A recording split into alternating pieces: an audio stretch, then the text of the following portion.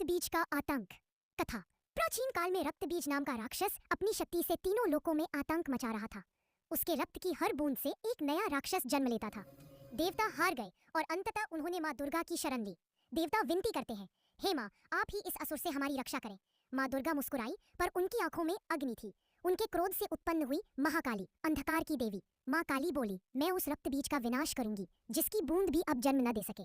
माँ का रूप भयानक था। काली वर्ण, लाल आंखें, खुले बाल, खोपड़ियों की माला और हाथों में अस्त्र शस्त्र।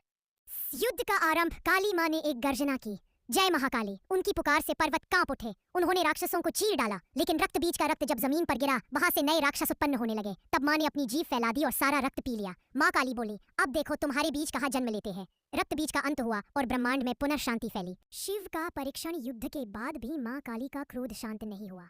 वे तांडव करने लगी, धरती फटने लगी, आकाश थरथराने लगा। देवता बोले, हे भगवान शिव, अब केवल आप ही उन्हें शांत कर सकते हैं।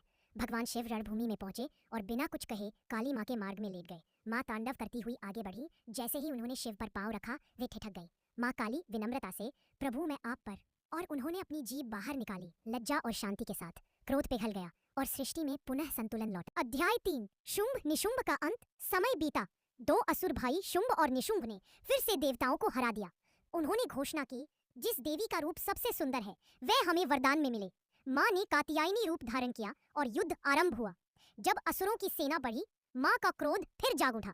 उनके भीतर से पुनः प्रकट हुई महाकाली। माँ काली बोली, जब तक अधर्म जीवित है, काली का तांडव जारी रहेगा। माँ ने अपने अनेक रूपों के साथ असुरों का संहार किया।